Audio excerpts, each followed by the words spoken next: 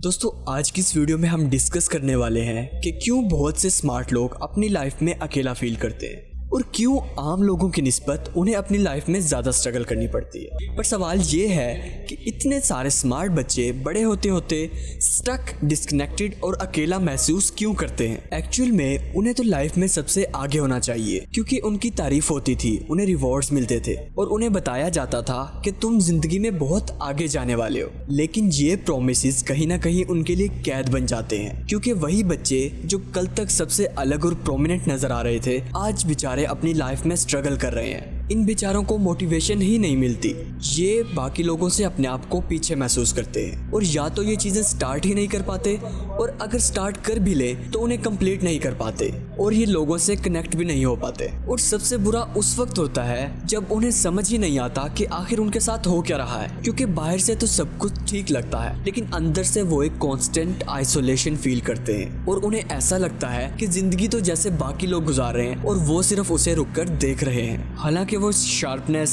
Intelligence, capability और वो सारी क्वालिटीज जो पहले उनमें हुआ करती थी वो अब भी उनमें वैसे के वैसे मौजूद हैं।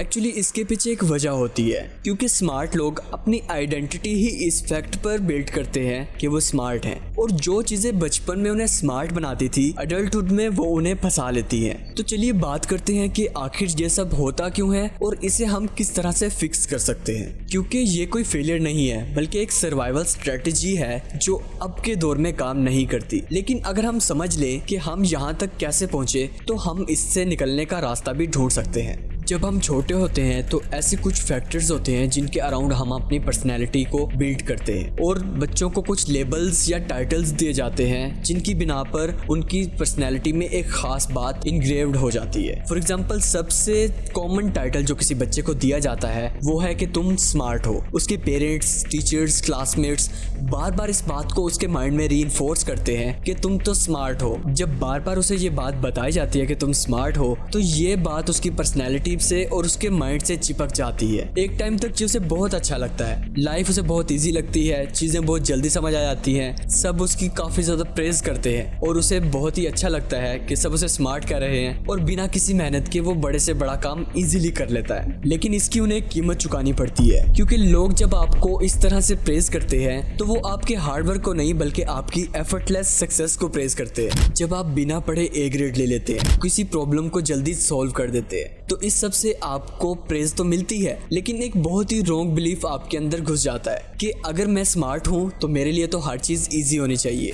लेकिन जैसे जैसे आप एडल्टहुड को अप्रोच करते हो तो ये बिलीफ आपके लिए बहुत ज्यादा प्रॉब्लम्स क्रिएट करता है और जब आपको कोई मुश्किल चीज करनी पड़ती है, किसी काम को करने के लिए स्ट्रगल करनी पड़ती है या फेलियर्स फेस करने पड़ते हैं तो आपको लगता है कि जो आपकी स्मार्ट वाली पर्सनैलिटी थी वो शायद अब खतरे में है। तो आप अपने आप से सवाल करते हो कि अगर मैं स्मार्ट हूँ तो मुझे इतना ज्यादा स्ट्रगल क्यों करना पड़ रहा है और आप मुश्किल टास्क से भागना शुरू कर देते हो। आप सिर्फ वही काम करते हैं जिसमें आप 100% श्योर हो कि आपको सक्सेस मिलेगी। आप मुश्किल काम से तो वैसे ही भागने लगते हैं। आप वो गेम्स नहीं खेलते जिसमें आपको लगे कि शायद आप फेल हो जाएंगे, या आप ऐसा कोई काम ही नहीं करते जिससे आपको लगे कि शायद वो आपको एक्सपोज कर दे कि आप तो स्मार्ट हो ही नहीं। आप अपने कंफर्ट जोन में फंस जाते हो और आपकी लाइफ नैरो होना स्टार्ट हो जाती है। फिर आप डिफिकल्ट चीजों से बचने लगते हैं। आप तब तक हाथ नहीं उठाते जब तक आप 100% श्योर ना हो जाएं। आप वो गेम्स नहीं खेलते जिसमें आपको हारने का डर हो। आप नए काम नहीं करते जो शायद एक्सपोज कर दें कि आप इतने भी स्मार्ट नहीं हो। आपकी लाइफ नैरो होना शुरू हो जाती है और आप सिर्फ वही काम करना पसंद करते हैं जिसमें आप पहले से अच्छे हैं। इस तरह से आप अपने कंफर्ट जोन में फंसते चले जाते हैं और उसी टाइम पे जहां दूसरे लोग ग्रो कर रहे होते हैं, नई चीजों को ट्राई कर रहे होते हैं, कुछ चीजों में फेल होके दोबारा ट्राई करके उनमें पास होने की कोशिश कर रहे होते हैं, वहीं आप अपने एक श्रिंकिंग वर्ल्ड में फंस कर रह जाते हैं। और आहिस्ता आहिस्ता आपको ये महसूस होता है, रियलाइज होता है कि आपने अपनी जो पर्सनैलिटी है वो एक ऐसी चीज पर बिल्ड कर ली है जिसमें आप फेल नहीं हो सकते,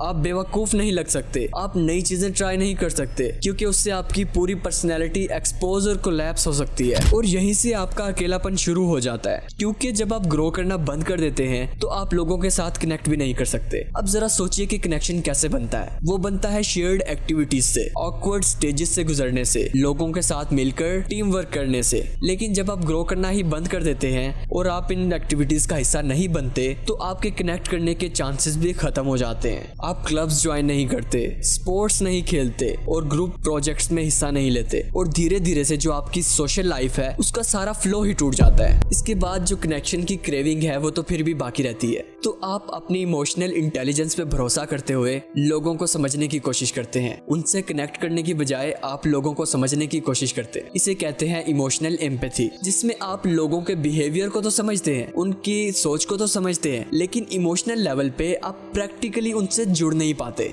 ये सब करने से आप सरफेस पे सोशल तो दिखते हैं, शायद करिश्मेटिक भी, लेकिन अंदर से आप थक जाते हैं क्योंकि हर वक्त आप एक कैलकुलेशन मोड पे होते हैं कि अगला बंदा क्या सोच रहा है, क्या फील कर रहा है, मैं उसे क्या बोलूं। तो इस तरह से आप हर वक्त एक कंफ्यूजन में फंस जाते हैं। इसके बाद सोशलाइजेशन भी आपके लिए एक ऐसा टास्क बन जाता है जिसके बारे में आप सोचते हैं कि मैं तो स्मार्ट हूँ, मैं इसमें भी फेल नहीं हो सकता। ये सब करने से सोशलाइजेशन भी आपके लिए एक टास्क बन जाता है। जिस तरह से आप बाकी टास्क को अवॉइड करते हो कि कहीं आपकी पर्सनैलिटी एक्सपोज ना हो जाए, तो आप सोशलाइजेशन भी अवॉइड करना शुरू कर देते हो और फिर से अकेले, बिल्कुल अकेले हो जाते हो। तो आप सोचने लगते हो कि मैं तो स्मार्ट हूँ लेकिन अपने आप को फिक्स क्यों नहीं कर पा रहा। तो आप अपनी इमोशनल प्रॉब्लम्स पे भी लॉजिक लगाना शुरू कर देते हो और अपने सेल्फ एस्टीम को आर्ग्यूमेंट से फिक्स करने की कोशिश करते हो। आप अपने बिहेवियर को पूरी तरह से एनालाइज भी करते हो, लेकिन फिर भी कुछ नहीं बदलता, क्योंकि इंटेलिजेंस एक टूल है एक्सटर्नल प्रॉब्लम्स को सॉल्व करने के लिए, ना कि इमोशनल पेन को। क्या मैं काफी हूँ?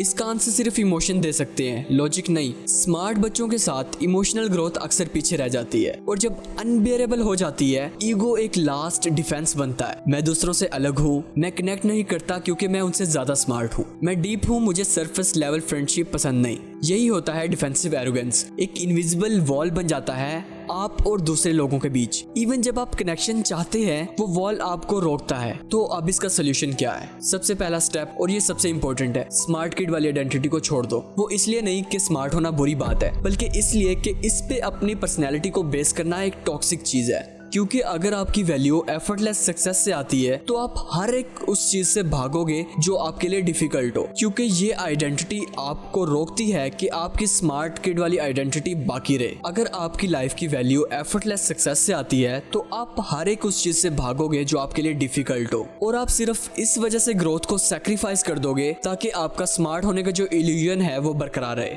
नई आइडेंटिटी बनाओ ग्रोथ के अराउंड। मैं स्मार्ट कैसे दिखूंगा की बजाय पूछो मैं आगे कैसे बढ़ सकता हूँ। अपने प्राइड को प्रोटेक्ट करना छोड़ दो, डिस्कम्फर्ट को एम्ब्रेस करो, गलती करने दो खुद को, शो अप करो, जीतने के लिए नहीं सीखने के लिए, और नई चीजें ट्राई करो। हाँ, ये शुरू में आप लोगों के लिए अनकंफर्टेबल हो सकता है, लेकिन यही होलनेस के टुवर्ड्स आपका पहला स्टेप होगा। पुरानी आइडेंटिटी तुम्हें बताती है कि तुम स्पेशल हो इसलिए तुम्हारी वैल्यू है, लेकिन ये नई आइडेंटिटी तुम्हें बताएगी कि तुम इंसान हो और ये तुम्हारी वैल्यू है। अगर तुम स्टक महसूस कर रहे हो या डिस्कनेक्ट या नम, अगर तुम्हारा पूरा फोकस लाइफ में स्मार्ट बनने पर रहा है और अब तुम्हें नहीं पता क्या और कैसे कर सकते हैं, तो यहीं से शुरू करो। अपनी कहानी छोड़ दो, इंप्रेसिव बनने की बजाय रियल बनने की कोशिश करो। तुम्हें सबसे स्मार्ट होने की जरूरत नहीं है, तुम्हें सिर्फ एक इंसान बनना है जो शो अप करता है, चाहे मुश्किल हो, चाहे मेसी हो, चाहे अनफेमिलियर हो। और अगर तुम ये कर पाए तो तुम कनेक्शन फील करोगे, ना इसलिए क्योंकि तुमने अर्न किया, ना इसलिए क्योंकि तुम डिजर्व करते हो, बल्कि इसलिए क्योंकि तुम फाइनली अपने पेडिस्टल से उतरकर उस दुनिया में आए हो जो जहाँ बाकी लोग रहते हैं। और शायद वो दुनिया इतनी बुरी नहीं है जितनी तुम समझते हो। वही दुनिया है जहाँ तुम ट्रोली सीन हो सकते हो, और सबसे जरूरी वही जगह है जहाँ तुम फाइनली घर जैसा महसूस कर सकते हो। आई होप कि ये सारी बातें आप इससे टोटली रिलेट करते होंगे और अपनी लाइफ को जो मैंने रूल्स बताए हैं इनके मुताबिक चेंज करने की कोशिश करेंगे। आई होप इनसे आपको क्लियर डिफरेंस नजर आएगी आपकी पुरानी आइडेंटिटी में और जो आप न्यू आइडेंटिटी बिल्ड करोगे उसमें। So best of luck in your life,